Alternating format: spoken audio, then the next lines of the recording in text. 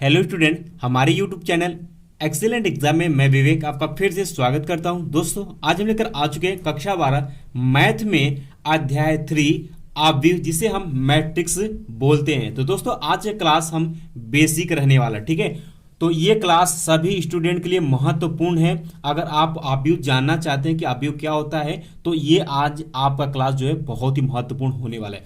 दोस्तों, आज की क्लास में पढ़ेंगे क्या। सबसे पहले हम लोग जानेंगे कि आव्यूह की परिभाषा क्या होता है। उसके बाद दूसरा हेडिंग हम लोग पढ़ेंगे आव्यूह के अवयव यानी कि एलिमेंट ऑफ ए मैट्रिक्स।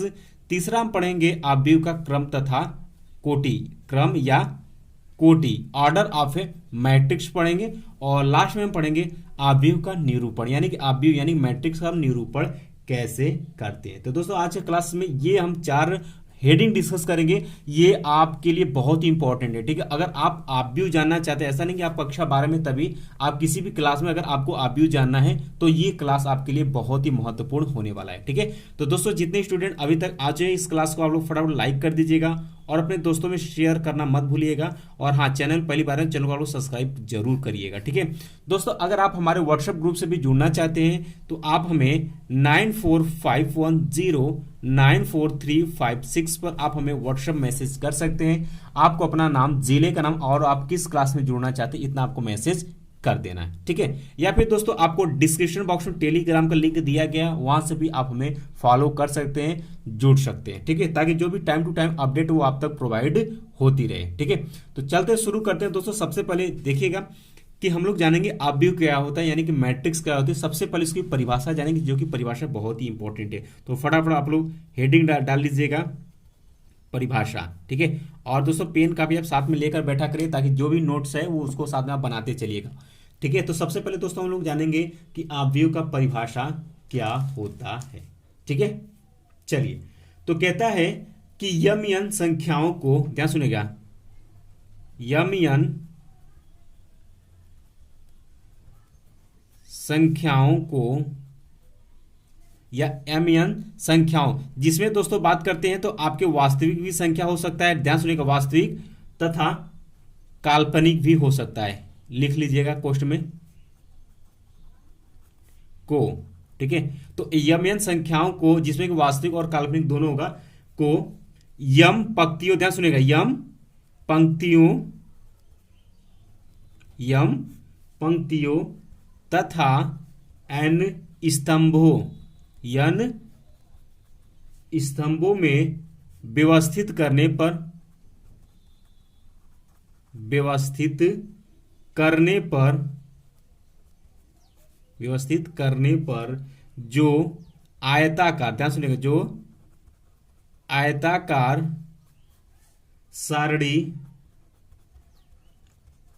प्राप्त होती है, प्राप्त होती है, ठीक है, उसे उसे यम बाई एन, इसे यम क्रॉस एन लिखते हैं, ध्यान सुनिएगा, यम बाई एन आव्यूह या मैट्रिक्स कहते हैं, कहते हैं, ठीक है।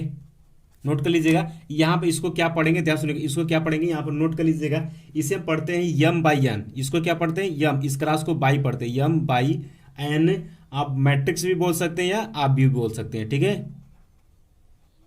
तो इसे हम क्या पढ़ते हैं, यम बाई एन मैट्रिक्स यानी आव्यूह पढ़ते हैं। तो इसको आप नोट कर लीजिएगा कि इसे पढ़ते क्या है, ठीक है। यानी दोस्तों, परिभाषा कहता है कि अगर हम यम एन संख्याओं, वो जो संख्या या तो आपका वास्तविक हो सकता है अथवा काल्पनिक, को यम पंक्तियों में, यानी उस संख्या को अगर यम पंक्तियों में और यन स्तंभों में व्यवस्थित करने पर जो आयताकार सारणी प्राप्त होती है, उसे हम क्या कहते हैं, यम बाई एन आव्यूह कहते हैं। इतना बात समझ में आ गई। अब ध्यान सुनिएगा कैसे, ये अब देखिए यम पंक्तियों, तो ध्यान सुनिएगा, यम पंक्तियों, ध्यान सुनिएगा। और इसे एक बात और इसमें लिख लीजिए, इसे जो है वो बड़े कोष्ठक से प्रदर्शित करते हैं, इसे जो है बड़े कोष्ठक से प्रदर्शित करते हैं। ध्यान सुनिएगा, जैसे हम एग्जाम्पल के तौर पर बात करते हैं भाई, ठीक है, एग्जाम्पल के तौर पर ध्यान सुनिएगा। एक एग्जाम्पल हम लोग ले लेते हैं। मान लेते हैं कि ये हमारा मैट्रिक्स है, ठीक है। यहाँ मान लेते हैं A1 है, यहाँ पर A2 है, यहाँ पर A3 है, यहाँ पर B1 B2 और हमारा क्या है B3 है। अब ध्यान सुनिएगा कैसे पता है, ये कहता है कि यम यम पंक्तियों, देखिए ध्यान सुनिएगा, इसको देखिए, इसको हम पंक्ति बोलते हैं, इस वाले लाइन को ऐसे इसको क्या बोलेंगे, पंक्ति बोलते हैं। ठीक है, ऐसे इसको भी क्या बोलेंगे, पंक्ति बोलेंगे। ठीक है, तो इसे पंक्ति बोलेंगे। और स्तंभ, स्तंभ किसको, जो खड़ा वाला लाइन होता है इसको इसको इसको इसको। ठीक है, यानी ये A1 B1 A2 B2 A3 B3 इन सभी को हम क्या बोलेंगे, इन सभी को क्या बोलेंगे भाई, इन सभी को हम बोलते हैं स्तंभ बोलते हैं, स्तंभ बोलते हैं, जिसे हम कॉलम, इंग्लिश में हम कॉलम बोलते हैं, और इसे हम इंग्लिश से क्या बोलते हैं भाई, रो बोलते हैं। ठीक है, इतना आपको याद रखिएगा। चलिए, इतना बात क्लियर होगी आपको भाई। चलिए, इसे हम क्या बोलते हैं, जो इस तरीके A1 A2 या A1 B1 या A2 B2 या A3 B3 है, ये जो खड़ा खड़ा रहेगा इसे हम स्तंभ बोलेंगे। और ये इस तरीके से जो बेड़े बेड़े रहेगा ऐसे ऐसे A1 A2 A3 इसे हम पंक्ति बोलेंगे। इतना बात क्लियर हो गई। यानी कि दोस्तों आपको समझ में आ गया पंक्ति किसे बोलेंगे और रो किसे बोलेंगे, यानी पंक्ति किसे बोलेंगे और स्तंभ हम किसे बोलेंगे। बात क्लियर है। चलिए, इतना ही फिलहाल में आपको यहाँ पर जानना नहीं है। ठीक है, अब दोस्तों बात करते हैं, एक नोट पॉइंट आप यहाँ पर लिख लीजिएगा, नोट पॉइंट। ठीक है, आप भी आयताकार सारणिक के रूप में हम इसे, इसका जो मान आता है दोस्तों, इसका जो मान आता है, ठीक है, आप व्यू का मान जो आता है, आप व्यू का मान जो है वह संख्यात्मक नहीं होता है। आप व्यू का कोई मान, ध्यान, आप व्यू का कोई मान जो होता है वो संख्यात्मक नहीं होता है। नोट कर लीजिएगा, संख्यात्मक नहीं होता है। इसका मतलब क्या समझे, यानी कि दोस्तों ये कहता है कि आप भी को आप सरल करेंगे तो उसका संख्यात्मक मान नहीं निकल कर आएगा। यानी कहने का मतलब है कि जैसे कि 2 5 10 या 1025 इस तरीके से संख्यात्मक मान इसका नहीं निकल कर आता है। ये सिर्फ क्या इस आव्यूह में ही इसको सरल किया जाता है। ठीक है, तो ये भी बात आप नोट कर लीजिएगा कि आव्यूह का कोई भी मान संख्यात्मक नहीं होता है। इतनी बातें समझ में आपको आ गई। चलिए, तो आप अब जान गए कि परिभाषा क्या होता है, इसे कैसे प्रदर्शित करते हैं, आव्यूह पंक्ति किसे बोलेंगे और यहाँ पर स्तंभ किसे बोलेंगे। इतनी बातें समझ में आपको आ गई। अब चलते हैं दोस्तों, आप हेडिंग डाल लीजिएगा आव्यूह के अवयव। अब आप अगला हेडिंग आप डालिए, इसमें सेकंड हेडिंग आप लोग डालिए आव्यूह का अवयव। आव्यूह का अवयव यानी कि दोस्तों एलिमेंट्स ऑफ ए मैट्रिक्स। ठीक है, अब इसको ध्यान में रखिएगा, ये आपको, ये तो परिभाषा रहा, ये आपको इंपॉर्टेंट पॉइंट यही है, सबसे मोस्ट इंपॉर्टेंट पॉइंट है। यानी कि पूरे चैप्टर में इसका सबसे महत्वपूर्ण, यानी कि ये हर पल आपको यूज होता रहेगा। ठीक है, अब ध्यान सुनिएगा, ये कहता है कि कोई आव्यूह संख्याओं से निर्मित होता है। ठीक है, यहां पर परिभाषा लिखेंगे कि कोई आव्यूह जिन संख्याओं से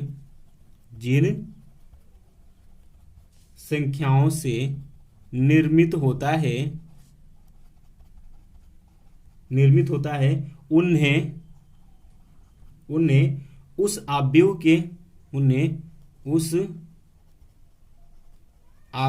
के अवयव कहते हैं। ठीक है, इतनी बातें समझ में आपको आ गया।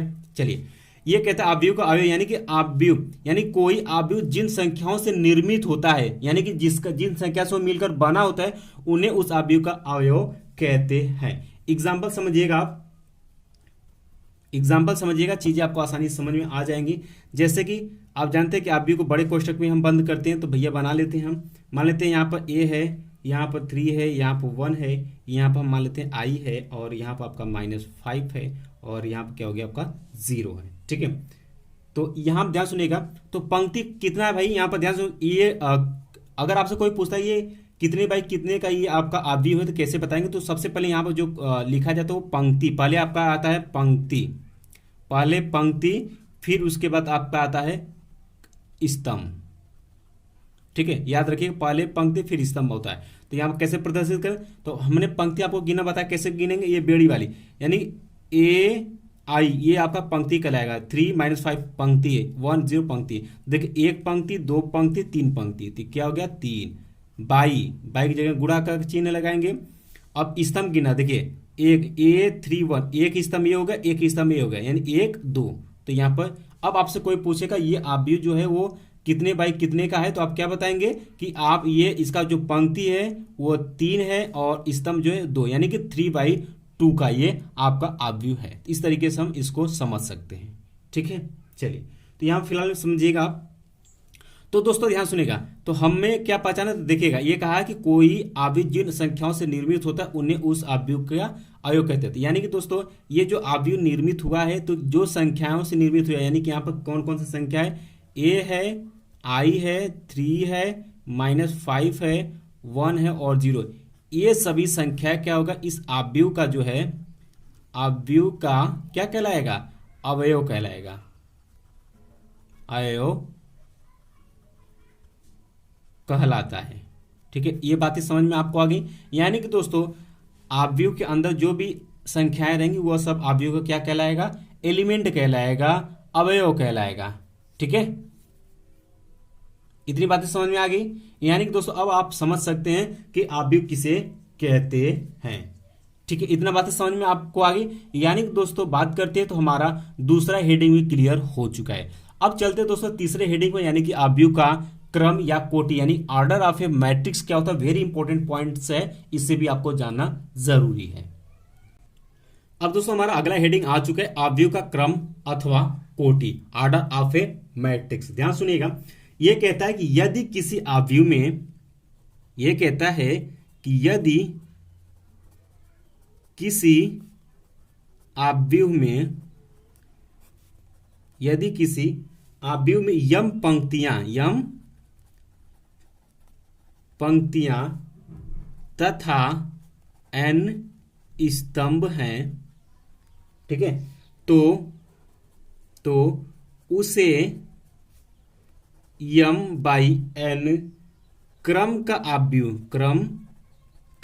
आव्यूह या मैट्रिक्स आव्यूह अथवा m/n कोटि का आव्यूह कहते हैं,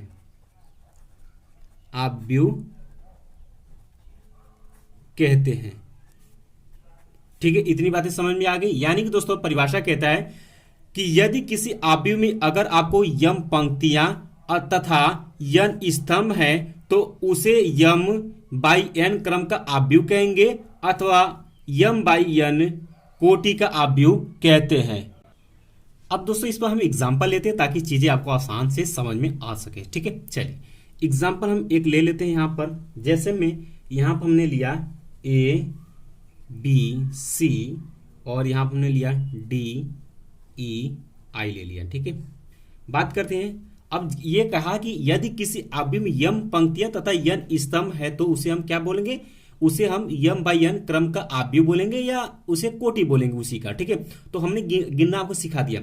इसे बोलते हैं दोस्तों, इसको बोलेंगे आपको पंक्ति बोलेंगे और खड़े वाले को स्तंभ बोलते हैं। अब ध्यान सुनिएगा, इसमें भी कुछ विभाजन, इसको बोलते हैं प्रथम पंक्ति, इसे बोलते हैं हम प्रथम पंक्ति बोलते हैं। ठीक है, इस वाले को जो है इसे बोलते हैं हम लोग द्वितीय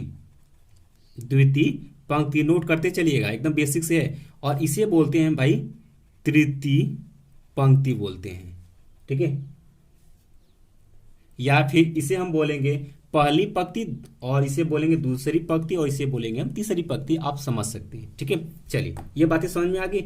अब इसको ध्यान सुनिएगा, ABC इस वाले को बोलते हैं प्रथम, ध्यान सुनिएगा, या पहली प्रथम स्तंभ बोलेंगे।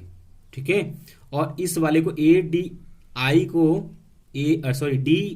को जो बोलेंगे इसे बोलेंगे हम द्वितीय स्तंभ बोलते हैं। ठीक है, अब ध्यान सुनिए एक और बात, इसे इंग्लिश में पंक्ति को हम रो बोलते हैं, इसलिए इसे प्रदर्शित करेंगे इसे R1 से, इसे प्रदर्शित कर सकते हैं हम R2 से और इसे प्रदर्शित कर सकते हैं हम R3 से। इसी तरीके से इसको हम अगर करना होगा तो इसे हम C1 से दिखा सकते हैं और इसे हम C2 से दिखा सकते हैं। ठीक है, ये आपको बेसिक है, समझने वाली बात है।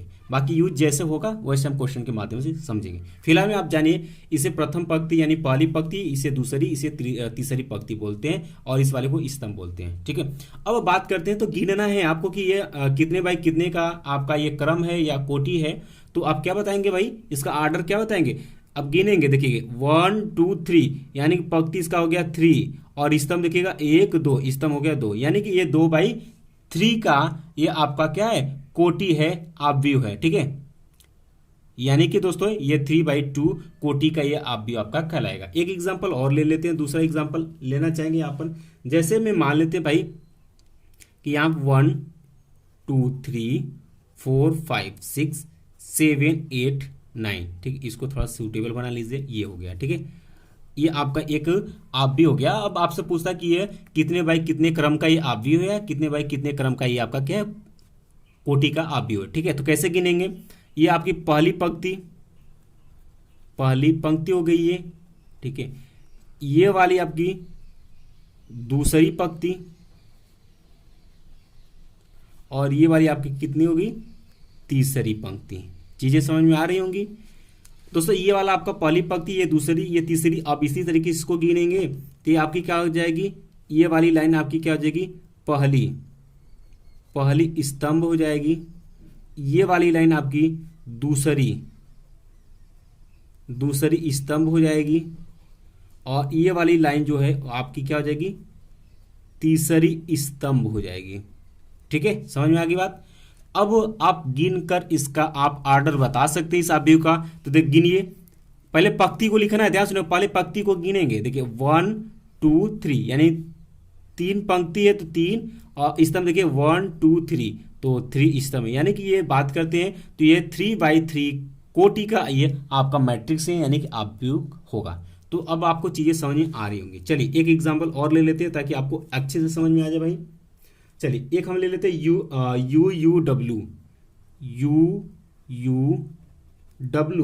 और यहाँ पर हमने ले लिया XYZ। अब आप बताइए ये कितने बाई कितने कोटि का ये आव्यूह है। तो आप कहेंगे सर अब हम इसे बता सकते हैं, इसको हम गिनते हैं। देखिएगा इसमें ये पहली पंक्ति हो गई और ये आपकी सर दूसरी पंक्ति हो गई। ठीक है, अब स्तंभ गिन लेते हैं, ये पहली आपकी स्तंभ हो गई। ठीक है, पहली स्तंभ हो गई, ये वाली आपकी दूसरी स्तंभ हो गई और ये वाली आपकी क्या हो गई, तीसरी स्तंभ हो गई। और सर आपने बताया है कि सबसे पहले ऑर्डर में हम लोग पंक्ति लिखते हैं, तो पंक्ति हमने गिना तो 1 2 पाया और स्तंभ हमने गिना तो 3 पाया। यानी कि दोस्तों कहेंगे कि ये जो आपका आव्यूह है ये आपका 2/3 कोटि का आव्यूह है अथवा 2/3 क्रम का ये आपका आव्यूह है। इस तरीके से आप दोस्तों आव्यूह बताएंगे और इनके अंदर जो ये संख्या है ये सब क्या होंगे, ये सब क्या होंगे, ये सब क्या होंगे, ये सब आव्यूह के क्या है, अवयव हैं। ये भी आपको पता ही है, इतनी बातें आपको क्लियर हो चुकी होंगी। ठीक है, अब दोस्तों जो आपको याद रखना है वो हम आपको लिखवाते हैं। आप हेडिंग डालिए याद रखिए। ठीक है, याद रखिए, नोट पॉइंट है भाई। अब एक एक पॉइंट हम लोग यहाँ पर लिखना और समझते शुरू करते आगे बढ़ते हैं। ठीक है, पहला पॉइंट कहता है कि आव्यूह का क्रम लिखते समय आव्यूह का क्रम लिखते समय पहले सदैव पंक्तियों की संख्या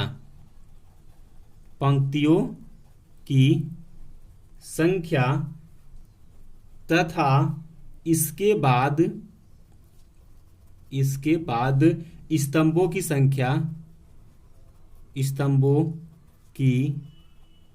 संख्या लिखी जाती है। पहला पॉइंट ये याद रखिएगा। अभी जस्ट मैंने आपको बताया कि आव्यूह का जो क्रम लिखते समय सबसे पहले हम पंक्तियों की संख्या लिखते हैं, उसके बाद हम स्तंभों की संख्या लिखते हैं। जैसे कि यहाँ हमने देखिए सबसे पहले ये आपका क्या होगा, पंक्ति होगा और इसको क्या बोलेंगे हम, स्तंभ बोलेंगे। ठीक है, याद रखने वाली बात है। यानी कि दोस्तों अगर आपको ये 2, 5, 7 और 8 या फिर 9, 10 ले लेते। ठीक है, अब यहाँ पर बात करते हैं तो ये 2/3 लिखा हुआ है, तो आप कैसे पहचानेंगे कौन क्या है भाई। तो आप समझिए ये 2 है, ये आपका क्या कहलाएगा, पंक्ति कहलाएगा, और ये जो 3 है आपका क्या कहलाएगा, स्तंभ। यानी कि दोस्तों पंक्ति सबसे पहले लिखा जाता है, उसके बाद ही स्तंभ लिखता है। यानी कि पंक्ति को पहले लिखना है, स्तंभ को बाद में लिखना है। याद रखिएगा, अगर आप चेंज कर देंगे तो गलत हो जाएगा। ठीक है, याद समझ आ गई, पहला पॉइंट। दूसरा पॉइंट कहता है कि यदि किसी अवयव का क्रम, यदि किसी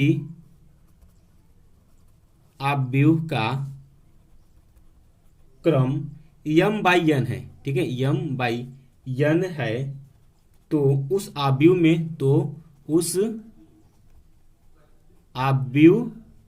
ठीक है, तो उस अवयव में जो है पंक्तियों की संख्या, ये तो आपको पता होगा, पंक्तियों की जो संख्या होगी वो कितनी होगी। ये कहता है यदि किसी अवयव का क्रम जो m/n का है, तो उसमें पंक्तियों की संख्या आपसे पूछेगा कितना हो जाएगा, तो m, और स्तंभों की संख्या आपसे अगर पूछेगा तो कितने हो जाएगा, स्तंभों की संख्या पूछेगा तो कितनी हो जाएगी आपकी n। जैसे में बात करते हैं, एग्जांपल ले लेते हैं, यहाँ पर 2, 5, 8, 7। ठीक है, अब यहाँ पर 2/2 का ये लिखा गया है, तो अगर इसमें बोलता है पंक्तियों की संख्या कितनी होगी भाई, पंक्तियों की संख्या कितनी हो जाएगी, तो यहाँ कितना हो जाएगा, 1, 2। यानी कि यहाँ ध्यान देखिएगा कितना है, 2, तो 2, फिर स्तंभों की संख्या भी कितनी हो जाएगी आपकी, 2 हो जाएगी। इस तरीके से आप यहाँ पर पहचान सकते हैं। ये आपका दोस्तों रहा दूसरा पॉइंट। 2 पॉइंट इसमें और बताने जो कि बहुत इंपॉर्टेंट है। अब ये पॉइंट कह रहा है दोस्तों कि अवयव में, ठीक है, ये कहता है कि अवयव यानी कि मैट्रिक्स में पंक्तियों तथा स्तंभों की जो संख्या है वो बराबर होना आवश्यक नहीं है, अभी जैसे हमने आपको बताया, आपने देखा 2, 4, 5 है। अब इसका बात करते हैं तो ये 2/2 का है। ठीक है, अवयव अगर ये बात करते हैं तो देखिए 2, 3, 5, 7, 8, 9। अब इसको गिनेंगे 2/3 का। यानी कि ये कहता है कि इनके जो ये पंक्ति और स्तंभ हैं यहाँ पर, ये कंपलसरी नहीं है कि ये बराबर ही होना चाहिए, ये आपके बराबर भी हो सकते हैं और ये आपके कम बेशी भी हो सकते हैं। ठीक है, चलिए ये भी पॉइंट समझ आ गया। और दोस्तों आपका चौथा और लास्ट पॉइंट कहता है कि यदि किसी अवयव में, ध्यान सुनिएगा, ये कहता है कि यदि किसी अवयव में m पंक्तियां तथा n स्तंभ है तो उस अवयव में अवयवों की जो संख्या होगी, ध्यान सुनिए, उस अवयव में अवयवों की संख्या जो होगी वो बराबर होगा, ये सूत्र है, याद रखिएगा, बराबर होगा पंक्तियों की संख्या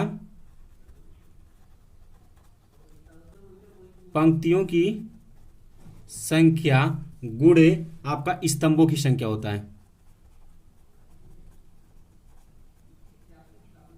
ठीक है, स्तंभों की संख्या होता है। या फिर डायरेक्ट इस तरीके से लिख सकते हैं कि अवयवों की संख्या बराबर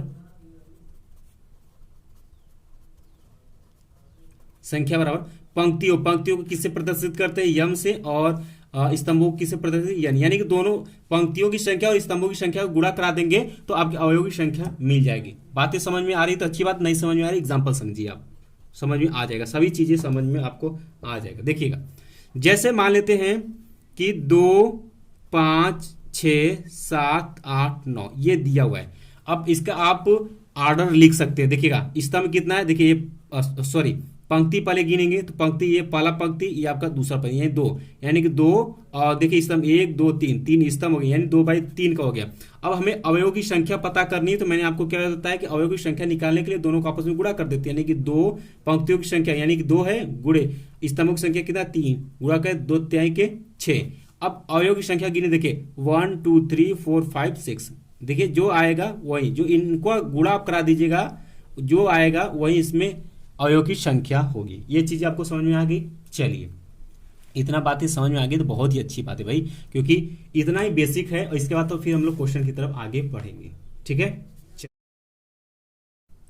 तो दोस्तों आई होप कि आज का ये क्लास आपको अच्छे से समझ में आ गया है। तो दोस्तों अभी तक क्लास को लाइक नहीं किया, क्लास को आप लोग लाइक करिएगा और अपने दोस्तों में जरूर शेयर करिए। कम से कम 10 छात्रों को आपको शेयर करना है और चैनल पहली बार है, चैनल को आपको सब्सक्राइब भी कर लेना है। ठीक है दोस्तों, नेक्स्ट क्लास में हम लोग चलेंगे अपव्ययों के प्रकार पर। ठीक है, अपव्ययों के प्रकार पर या अपव्ययों का निरूपण कैसे किया जाता है उसको हम लोग समझेंगे। उसके बाद फिर हम लोग चलेंगे अपव्ययों के प्रकार पर। तो दोस्तों आई होप कि आज का ये सेशन आपको अच्छे से समझ में आ गया होगा।